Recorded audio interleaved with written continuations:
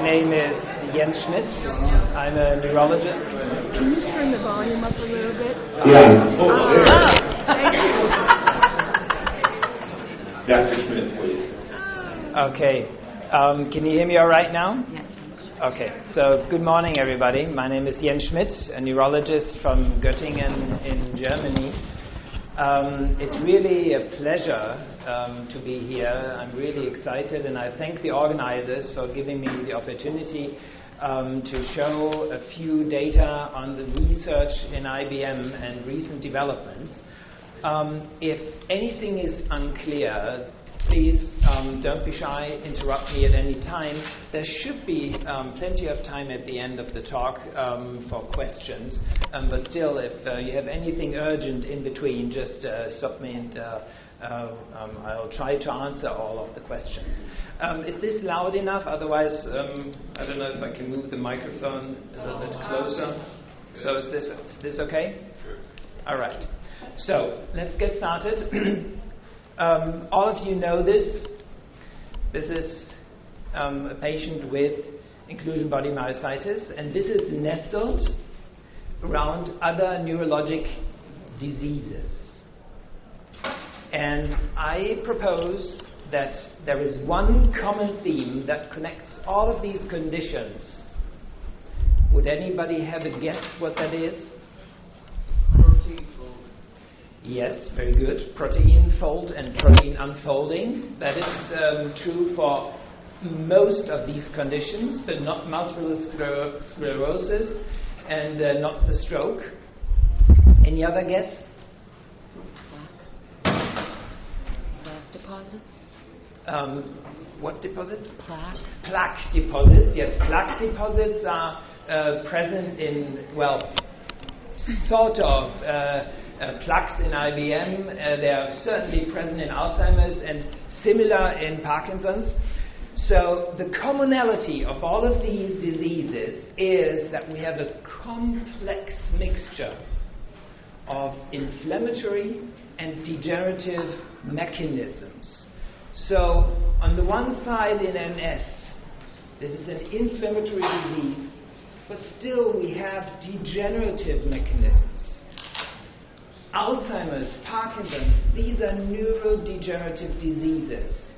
And the protein unfolding, folding machinery is disrupted, and we have problems, and we have amyloid in the brain. But at the same time, inflammation is important. On the one side, to clear some of those plaques. On the other side, to make an additional cell stress on the neurons and to attack them. And the same holds true for the stroke.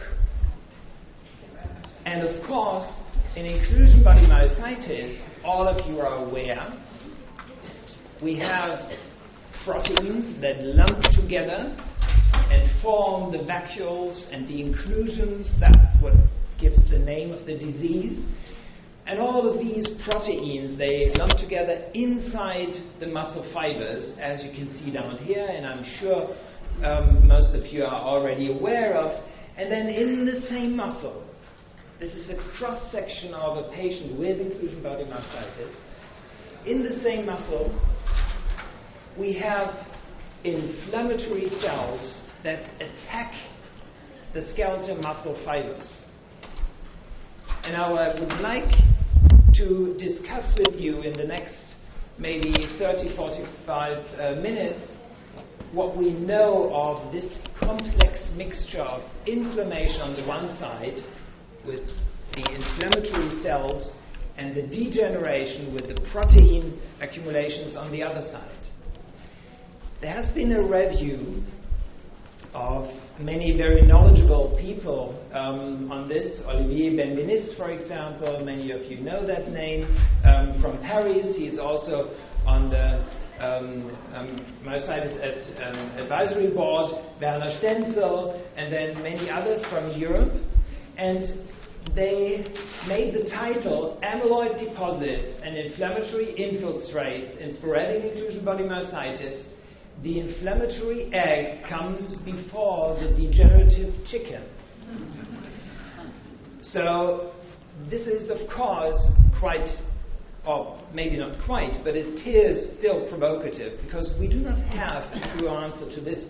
But I think, and I hope that I can convince you within the next 30 minutes or so, that there is a reason for this title, that at least I think we have more evidence to support the fact that the inflammation comes first, and then the degenerative chicken. Can we get a link to that study? There is, I think, ACTA neuropathology. This link, I will give these slides as a PDF version for a download on the website.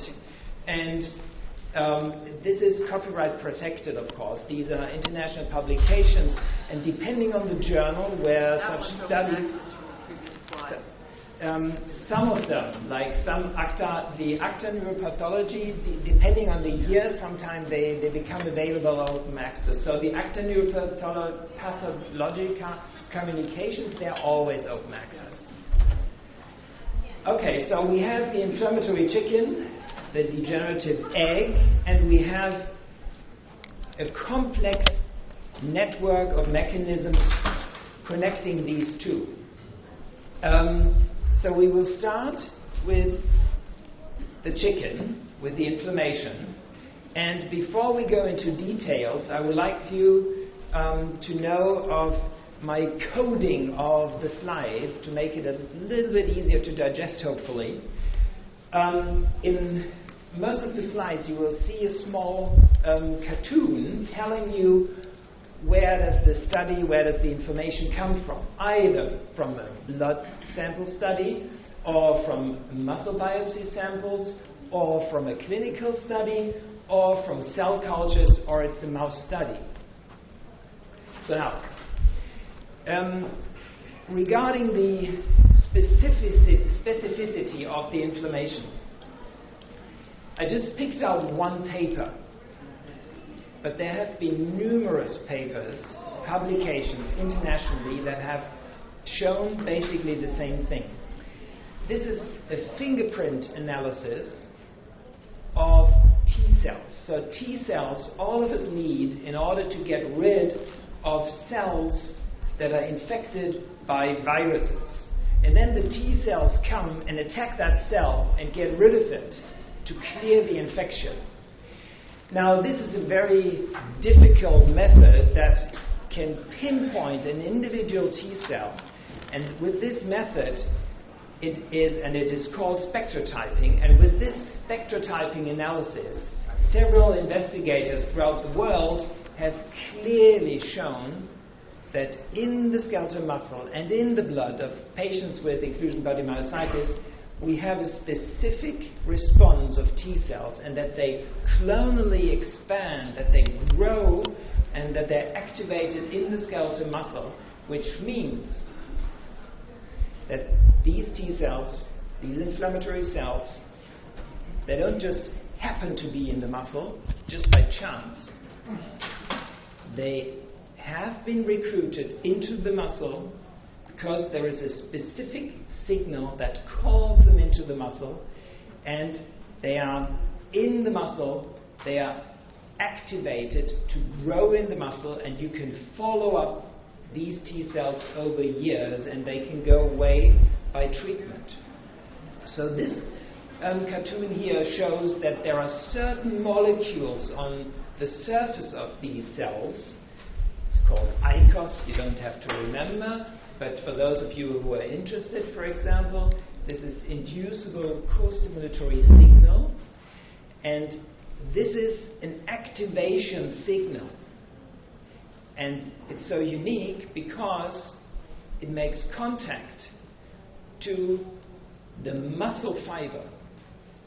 And the muscle fiber itself has the ligand, ICOS ligand, which is upregulated on the muscle fibers, and which can tell the T cell, you should grow, you should multiply yourself 10 times, 100 times, 200, 500 times, and then the inflammation gets going, and then those T cells that get activated in the muscle then attack the surrounding muscle fibers And this is the vicious cycle of inflammation in IBM that has been shown by many investigators. So there is, for example, a more recent publication in 2017 and multiple similar publications from earlier on.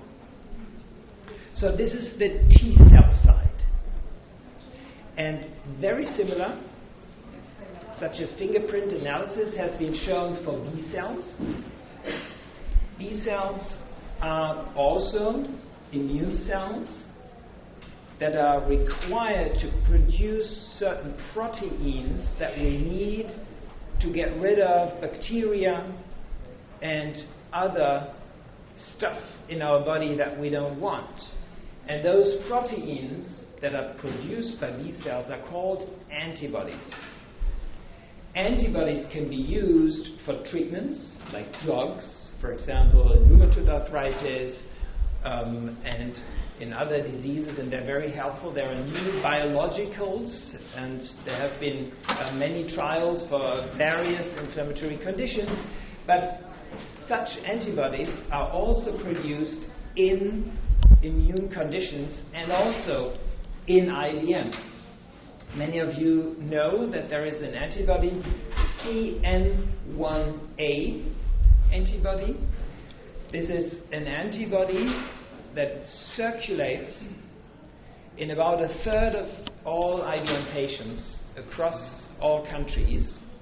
So it is not in every patient, and it is not only present in IBM. You see a few patients with other inflammatory conditions of the skeletal muscle, and they also produce this antibody. And much more difficult to really understand why that's the case, some patients, even without any muscle disease, not only myositis and not even any muscle problems, no muscle symptoms, still also show this antibody. So it is not specific, but we clearly see that within the bucket of inflammatory myopathies, it's clearly the majority of IBM patients that have this antibody. So the summary of this slide is that there is clear evidence that there is a specific immune response in the area of B cells and antibodies, active and operative in inclusion body myositis. So now we can switch to the egg, to the degeneration, and see what's going on in the protein world. These are data from 1996 from the lab of Valerie Escanas in California, from the Keck School. And they induced in the muscle cells, they induced an artificial degeneration. They used a vector, a viral vector, with the precursor of amyloid precursor protein, in short APP. They infected the cells, and the cells developed vacuoles, and they degenerated and became smaller. However, there was no inflammation. Another report from 2004 did something similar with also a viral vector, and they introduced amyloid directly into the cell. The cells developed a cell stress response, the cells died, and they had problems in calcium signaling, so that the cell was unable to turn on and off certain cell pathways that are crucial, but still no inflammation.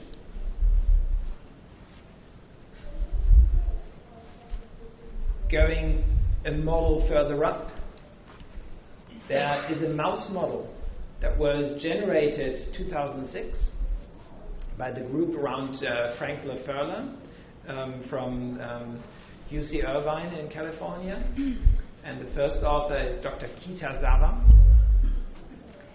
They developed a mouse model with a specific overexpression of amyloid in the skeletal muscle, and they did that by using the enzyme creatine kinase, which all of you know, which is present in the blood when there is a damage in the muscle, and they used this creatine kinase to have a specific overexpression of amyloid in the skeletal muscle, and it worked very well. Actually, it was a little bit more complicated. It was a double transgenic, so not only APP but also presenilin. And this may ring a bell from one of the first slides that we had. Amyloid, APP, presenilin, these are those genes with exactly the same mutations in APP and in presenilin that are present in Alzheimer's. So these guys made, if you want to call it like that, they made a muscle Alzheimer's mouse. So they used human transgenes, exactly the same transcript.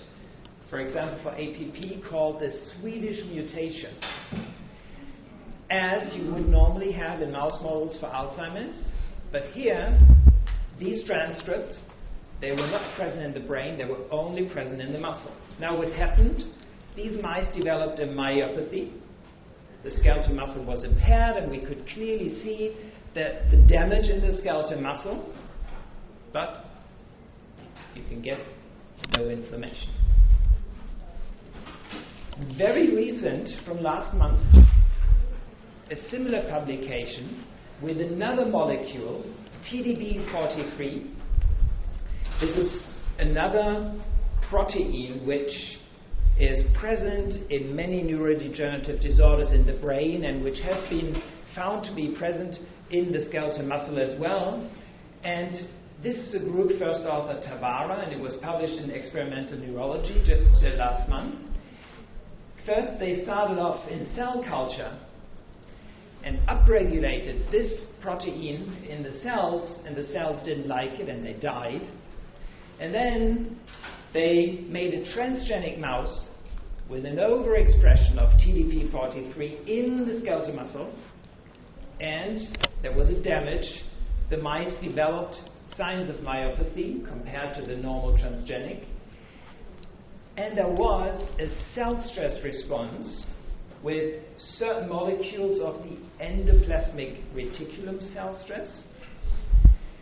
This was very nice and very elegantly shown. And then the last panel down here, they compared the same stainings on the level with samples from inclusion body myositis patients, and they found a similar staining pattern. So you could call this mouse and the previous mouse like an IBM similar model, but again, no inflammation. The last part regarding interactions between inflammation and degeneration, we have shown about 10 years ago that the inflammatory pathways indicated here by green, MHC1 and several cytokines are present in the skeletal muscle fibers, and at the same time amyloid is present, which gives the mixture of the color here in yellow, red and green. And we developed a cell culture model in which we exposed the muscle cells to inflammatory cytokines. Most of all, interferon gamma and IL-1 beta in combination, and this has been reproduced now in the meantime by several other groups, and this is considered to be a very robust and good way of mimicking chronic inflammatory cell stress in the cell culture dish. And what happens is, with a pure inflammatory stimulus, and just 3 days of waiting, amyloid kicks in. There is no APP initially. It's just blank. And just by an inflammatory stimulus, what happens is there is an upregulation of the APP. The same APP that has been used in the other studies, experimentally either injected in the cells or injected in the skeletal muscle. So now we have inflammation, and it drives a degenerative response. The cells develop amyloid intracellularly and they die. So we were interested how this would happen. And we looked at one of the molecules that have been shown to interact between inflammation and degeneration in Alzheimer's and in other diseases. And one of the key molecules that can communicate between inflammation and degeneration is nitric oxide. And you can detect nitric oxide by a very simple staining, and the end result is called nitrotyrosine. And I don't want to bore you with too many details. It was present in the skeletal muscle, in those areas where we found the protein accumulation. And when we then looked in the cell culture model, we could identify the same nitric oxide stress in the cells only after exposure to inflammatory cytokines. And then if we blocked the enzyme that was responsible for producing nitric oxide, then the nitric oxide stress went away and we could recover the cell death and we could recover the accumulation of proteins. Another model, not for IBM, but for chronic cell stress, has been published already a couple of years ago, in 2000, but it's still being used. And this is a model which underscores the hypothesis that a very severe and a very long-running inflammation can cause degeneration in the skeletal muscle. So this was a group from Johns Hopkins and NIH, Paul Plotz and Dr. Nagaraju, who is also on the advisory board of the TMA. He is the first author. What they did is they designed a transgenic mouse with an overexpression of MHC1, which is a key molecule of muscle cells and other cells to distinguish between self and non-self. And they pumped up the system, and there was an inflammation in response to this. And initially they wanted to create a model for polymyositis. But they failed, because they thought they could turn it on and off.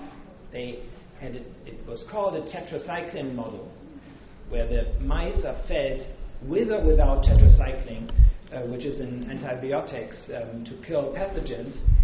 Now, the model worked. They could turn on the MHC1 expression and could turn it off. So they did turn it on, and then they turned off the gene, but the expression of the protein could not be stopped. So a vicious cycle had kicked in after a couple of months in these mice, meaning that if, even with a gene that induces inflammation, and even if you can control this gene and you can stop the gene to be active, a chronic smoldering inflammation which causes a cell stress can continue to perpetuate itself. And I think this was extremely elegant, and this is, although this has not been followed for long term for protein degeneration, all of the cell stress molecules which play a role, like ER stress and NO, these are also present in the skeletal muscle. Now, going back to the specifics of inclusion body myositis, and in terms of cell stress, there have been X fibers that have been presented by King Engel and published in Neurology 2000, and we were able to reproduce this 9 years later, and we could identify King Engel, and we then elaborated a little bit further on the details of these cells. These X fibers are present in the muscle of IBM, the fibers appear completely normal. They have a normal size, the nuclei are where they are supposed to be, there are no vacuoles, there is no protein accumulation, they look healthy. But they have an indicator of a cell stress. And this indicator is alpha-B crystallin. Alpha-B crystallin is just one of the big family of the heat shock protein preventers, the heat shock protein. There are other heat shock proteins, HSP, 30, 70, whatever, and this is just one of them. So this told King Engel that something is wrong with these fibers. And what we could show a couple of years later is that these fibers were the ones that, even if we did not see any morphological abnormality, no vacuoles, no inclusions, these fibers already contained a soluble form of amyloid inside them. So we would predict, we cannot prove, because we cannot do a repetitive biopsy of the same fiber again and again. This would be unethical, and if you take out a biopsy, that part of the muscle is gone. But we would propose that this is the first step, and then we will have ultimately the protein aggregation. And we could, using our cell culture model again, we could see that, at least in the cell culture, if we would use our model with interferon gamma and IL-1 beta, that these cells develop a similar cell stress response with upregulation of alpha-B crystallin and then a secondary accumulation of amyloid. So the model of IBM, as we think it holds for the moment, is that we have a collection of underlying predisposing factors like impaired regenerative capacity. I don't have the time to show more data, luckily for you. And we have an impaired protein machinery. We have an impaired cell stress counterbalance regulation. And in this context of mechanisms and predisposing conditions, an inflammatory stimulus can lead to a degenerative response, and this is connected by a cell stress network of heat shock proteins, alpha-B crystallin, nitric oxide, endoplasmic reticulum stress, and ultimately this leads to a muscle fiber damage. So why is this important? Because we think that this helps us in defining the next steps of hopefully finding drugs that can stop or at least reduce the progression of the disease.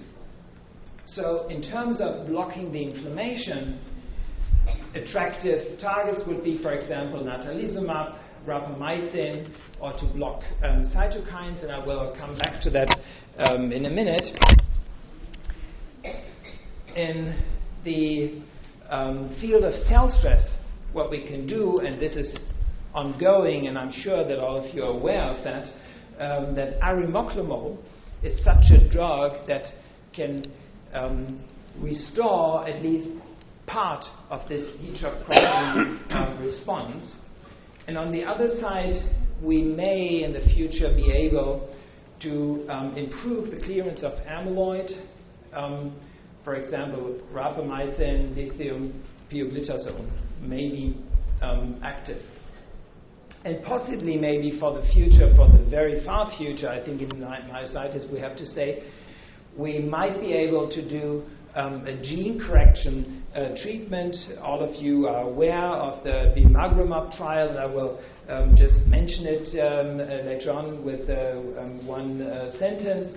But there has been the follistatin trial, and also this will be mentioned. But there may be other genes which we may be able to correct in the future, because in the world of hereditary diseases, the rare hereditary, purely hereditary, non-inflammatory diseases, like very severe myopathies, very severe neuropathies, very severe ataxias, we have made a lot of progress in the last years, and new drugs have been licensed, for example, for SMA, spinal muscular atrophy. I don't know if you're aware of that. A new drug has been licensed, and this really is a revolution, I think, in this field.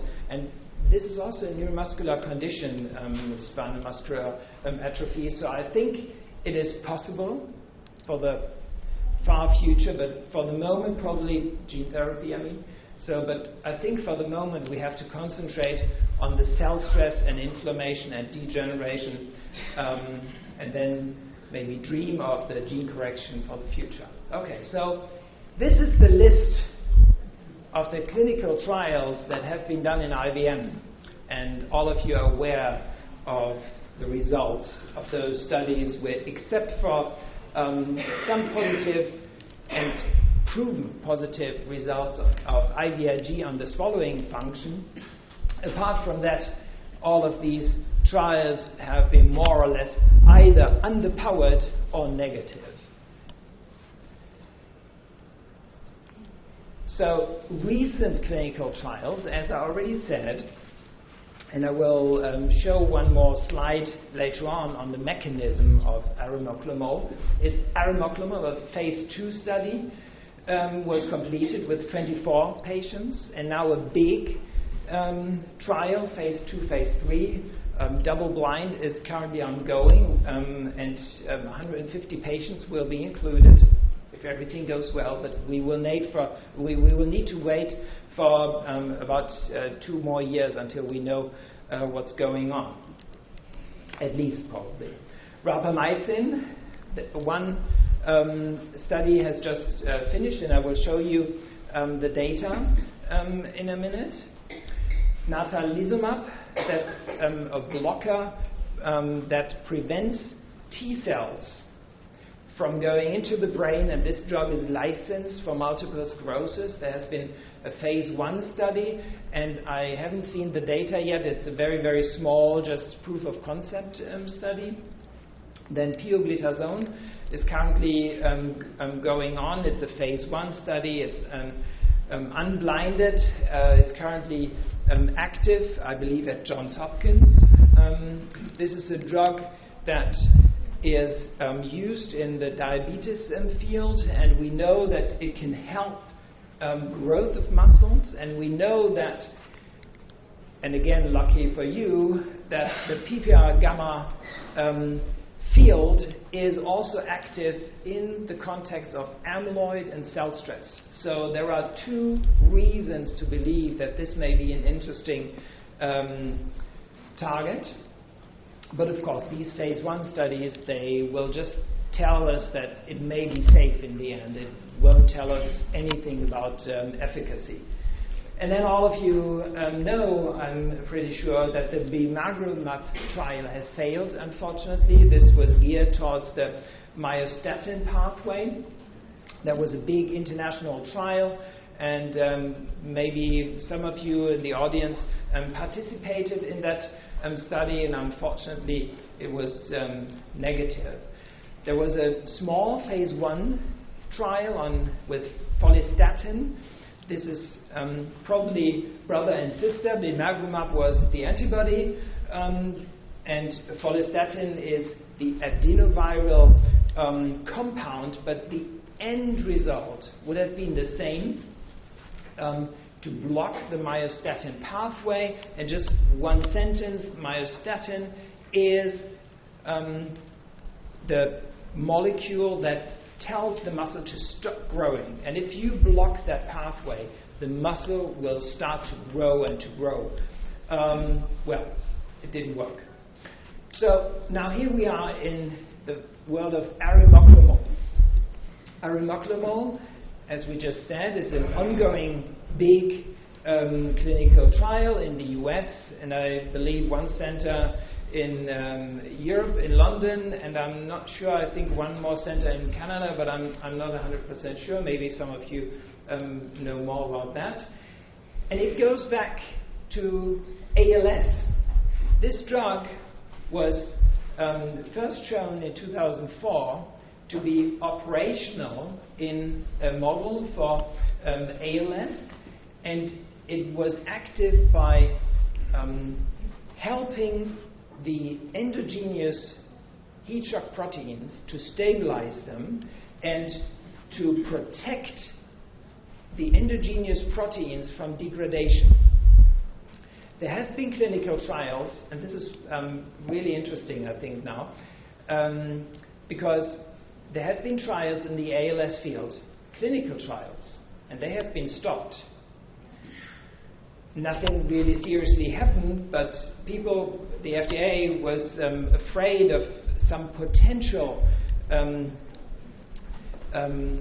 problems with the drug, that there would be side effects. There were no side effects.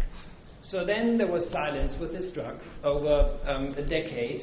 And now with the new studies in IBM, I saw on clinicaltrials.gov that there is an ALS study now going on with arimoclomol as well. So probably the IBM study now feeds back into the ALS field and convinces the authorities that this seems to be at least a safe drug which probably doesn't do much harm. So there has been a study with many people from the US participating, published in Science Translational Medicine 2016, with arimoclomol in a cell culture model, and it was able, in the cell culture model, to block protein accumulation, both after cytokine exposure and after overexpression of degenerative proteins.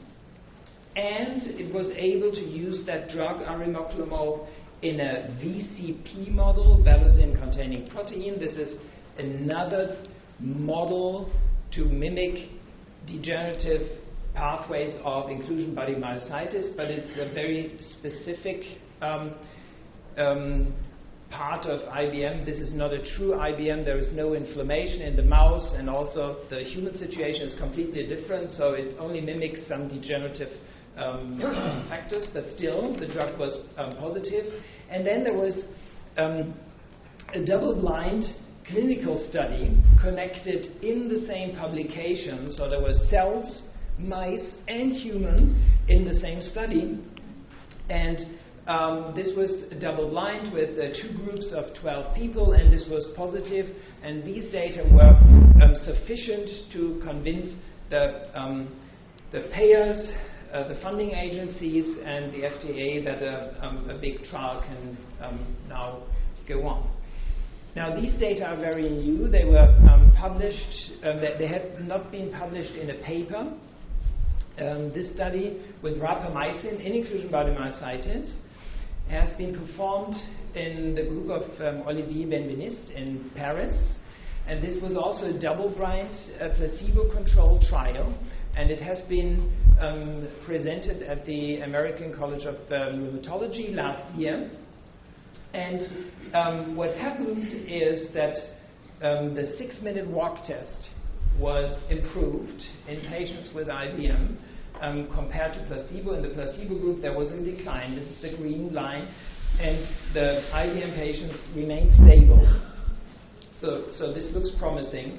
Then the functional score, HAQ score, this is like a questionnaire, a patient-reported outcome measure, was also improved in the rapamycin group compared to the placebo.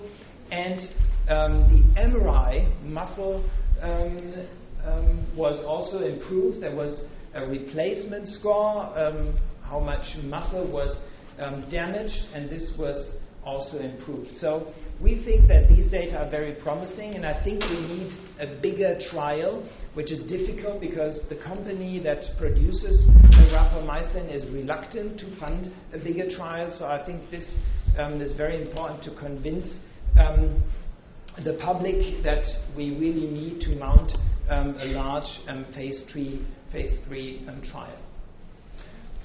Okay, now I would like to shift gears back from all these complicated interactions between inflammation and degeneration, and now let's get more clinical for the last minute. Swallowing is extremely important, and many patients with IBM suffer from dysphagia. Now, dysphagia comes in, or swallowing in general, comes in various flavors. This is a snake that eats a whole kangaroo, and I don't know if it survived. This doesn't look very healthy, what this gentleman does. And this is how it looks like in IBM. This is a video fluoroscopy with a contrast agent. And normally, in a normal individual, this is just one gulp, and the whole contrast agent is swallowed down. Now, not in all patients with IBM, but in the majority, at least 60%, over the time, such similar dysphagia can occur, and sometimes this can even be the presenting initial sole symptom. So there are different treatments that have been used to treat dysphagia in IBM. One is the balloon dilation. We do not favor that, but it has been published because we would think there is no stricture. We don't think, we know there is no stricture. And we think that such a dilation could cause potentially more damage, but still some patients say that it's helpful, at least for a few sessions. Then there is a myotomy. This is a surgery. This is a one-time and irreversible surgery of the upper esophagus sphincter. There will be an incision, and the swallowing will improve, but you may have other side effects because you may have a reflux, and then you may have another cause for aspiration, which is, of course, very dangerous. So what we would favor is repetitive injections of botulinum toxin into the cricopharyngeus. So this has been published in 2004, and just very recently, 2017, more case series have been published with this. We have not been involved in this at all. There is another patient in another series in 2016, and here are some images from these publications that, of course, you need you need a tube in your mouth, of course, and a syringe, an anesthesia. So this is quite a procedure, and you may need it repetitive after 3 to 6 months, but it can clearly increase the swallowing function.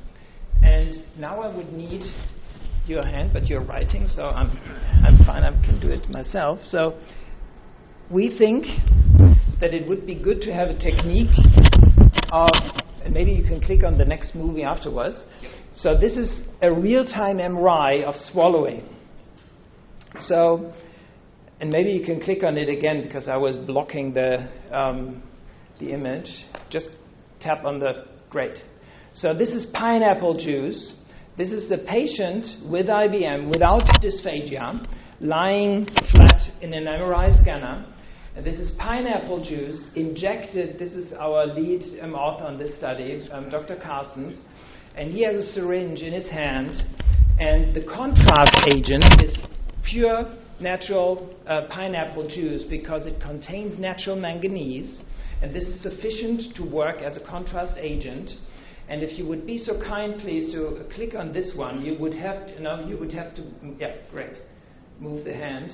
And now here you can see this is the end of the catheter here, and the pineapple juice is injected into the mouth. This is the tongue, and the patient is asked to swallow.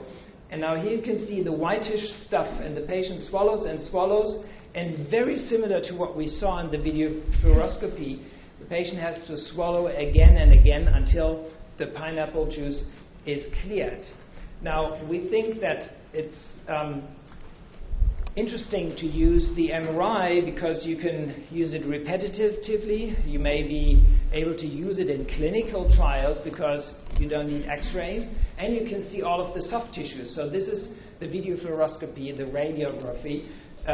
You don't see the tongue, you don't see muscles, you don't see anything else. So we did a study, and this was published 2016, where we compared the current gold standard video fluoroscopy with the real-time MRI, and we could clearly show that the MRI was sufficient to pick up the swallowing impairment in IBM, and that it correlated very well with the swallowing scales in IBM. So we feel that this is an interesting tool, and we're currently working on subsequent studies to provide more data for it. And here we have, and you do not need to click anything, it should start automatically. So this is the same patient before and after botulinum toxin, and the movies are started at the same time. So here it's almost cleared now, and you can see that there is still some pineapple juice on the left-hand side. So clearly the video goes on much longer until everything is cleared. Okay.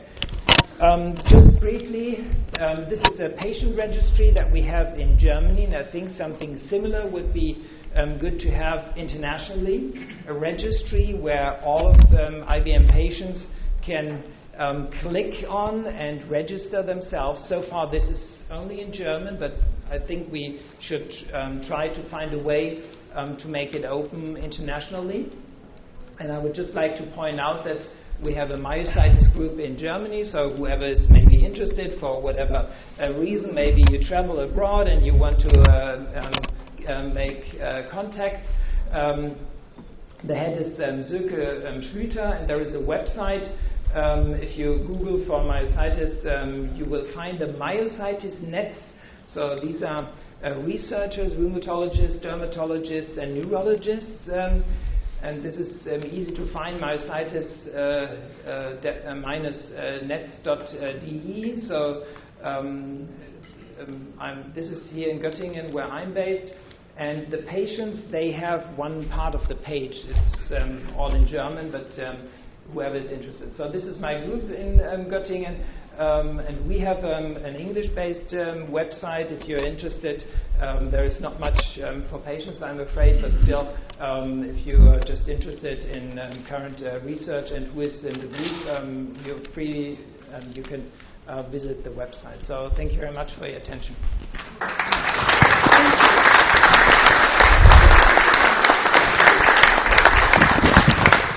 So we have a few minutes for questions, if anybody has one. I have a question. A couple of the medications that you mentioned, Rapamycin and Pliozone, are FDA approved in the United States for other conditions. Does that give those an advantage?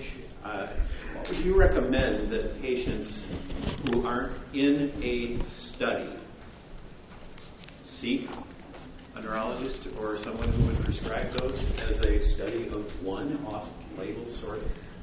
Excellent question, and thank you for that. Absolutely, you're right.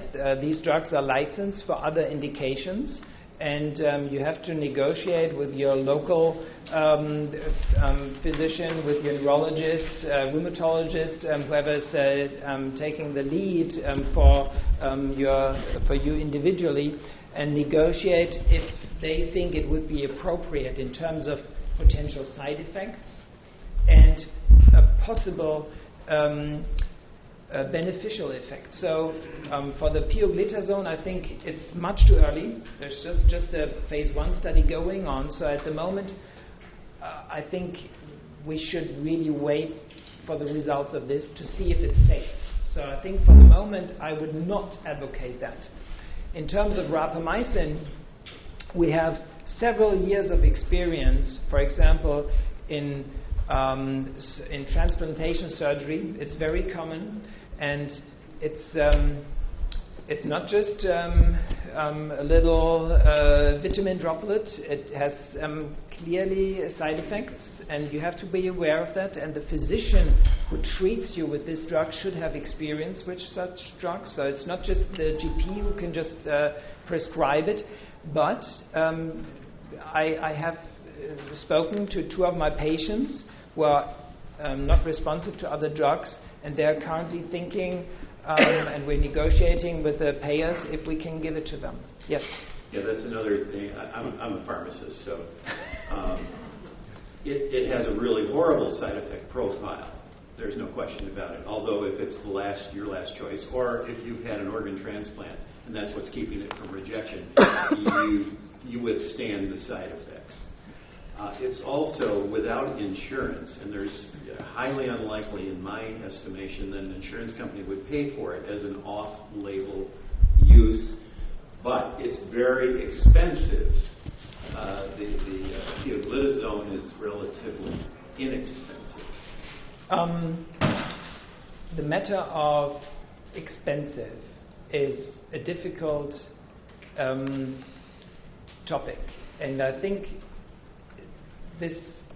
the new drugs, for example, Spinraza for SMA, this and other new biologicals like antibodies, they cost up to 100,000 per injection. One injection, one treatment, one day. And as a pharmacist, you know about this. So we talk about Rapamycin, a couple of $100 each month. This is, I think, I don't have to say anymore. In the United States, I think. But yeah, depending on like the negotiations, whatever, but still not 100,000 for one injection. So I think we need to level this, and many times we're faced exactly with that same thing, that the payers are reluctant and they don't want to pay it, but they're paying other things for other indications, for other diseases. So I think we should try, if I was a patient and I see the data, and if I would like to try something new, I think I should. I would consider it possibly. Okay. Any other questions? I have a question. On that side of rapamycin, at what point is it theoretically good to try? I have, much further progression. I'm in a wheelchair all day long, from the time I get up in the morning, and just $200 a month would hurt, but if it would help delay it, it'd be well worth it. But at what point do you think it won't work? Again, this is very important, because whatever treatment we give, if the damage of the skeletal muscle has advanced to a certain stage, probably whatever we do won't help. So probably in the far end stage, there is not much use, and you would have more side effects than beneficial effects. So I don't have a precise answer to your question. This is very, very individual. So I would think that if you have a very rapid progression and you have certain functions, for example, if you can still walk, and I see your situation, but just in general, if you're, for example, able to walk, and you feel that if some more damage will add up to the skeletal muscle of your thigh, then you may have the danger of lose the ability to walk, then probably it would be an idea to think of something more aggressive. That's what probably I would think of. This gentleman had, he would be a good, I used to be a pharmacist a long time, but if this gentleman has it, he would be a good subject, and it would be worth trying. In my case, it's just not worth there's no return on investment. There's more danger than there is. I wouldn't say that.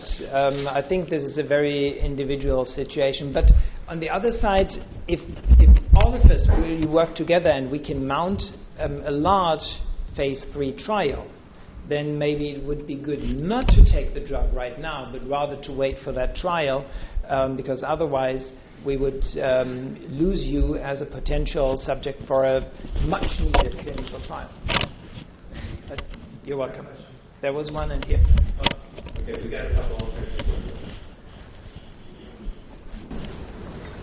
For dysphagia, you mentioned surgery. It's not recommended because it's one way.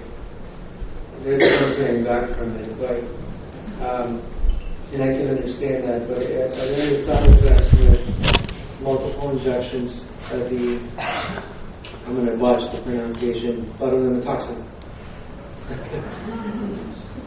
So, It's just Botox. So what I should say is that I would, as a personal viewpoint, I would not recommend the balloon dilation, which also is a repetitive maneuver. I think the myotomy is excellent, and it works very well. It's extremely efficient, and it cures the functional stenosis. So the problem that we have is a functional stenosis caused by a functional lack of opening of the upper esophagus sphincter. And if we cut this muscle, this problem is solved. So yes, with botulinum we have repetitive injections, but what happens is if you cut this and you suffer from reflux, then you may develop aspiration and aspiration pneumonia. So maybe as a practical point, maybe there has been no study so far. And again, this would, I think, be an interesting area for a clinical trial. Probably if I was a patient with a severe dysphagia, I think I would try out botulinum toxin, see if it works. And then at a point, if you're fed up with the repetitive injections, but still, if it works for you, and if you're then fed up with these injections, then personally I would consider a myotomy.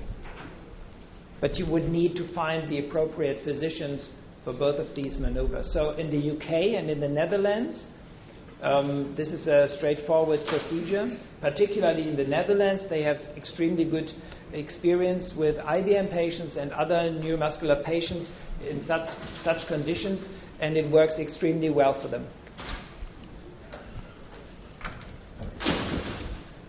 Do you need a microphone, or is that fine? Oh, sorry. Sorry. Does anybody have any updated information on the study from the University of Kansas that's about to take place that you mentioned? Phase 2, Phase 3? Can you say that? Oh, back there. Sorry, can you say it again? Oh, she asked if there was any new information on the arimoclomol study based out of Kansas University. You mean information in what terms? Of when it's going on, like the local situation, if you can be included in the study? No, I don't have that information. So you would... Just give you a little bit of an update. Orphazyme, okay, they're exhibiting, and there are representatives of the company there who are in a position to answer your questions related to this. Dr. Dimashki is also going to address the group in general very briefly during the Medical Advisory Board update. So the good news is, what I can tell you is that progress is being made. There's more information out there for those of you who perhaps saw Orphazyme, didn't understand what it is. Those folks are the sponsors of the arimoclomol trial. Okay? So they're out here, they're looking forward to signing your cards and answering your questions. Thank you. We had one up here in the front. Yeah. Microphone is coming. I'm a little small, that's the only problem. No, that's all right. You had mentioned that the rapamycin needed further study. And my question is, what can we do to facilitate, expedite that process? Thank you for that question. So I think all of you, if maybe the TMA as an organization is approached by one of the lead organizers for a potential follow-up trial, what you could do is tell the responsible people, the board of directors, at the moment Bob Goldberg and then his successor, that this is important and that if funds are available and if funds are needed, that this would be an interesting area to put funds into. And the second would be in order to convince, maybe if one of you has contacts to the higher up level of the drug sirolimus, you could maybe offer help to Olivier Benveniste and tell him that you can make such a contact in order to convince them to invest money in such an international trial.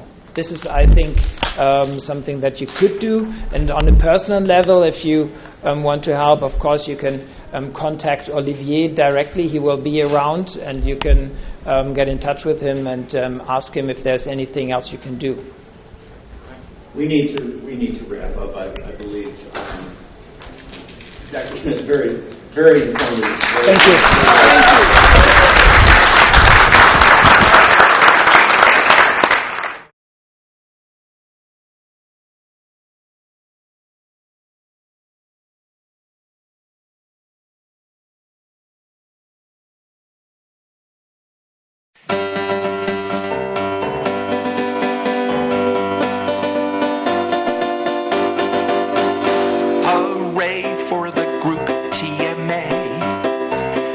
Myositis Association, helping patients become peers now for the past 25 years.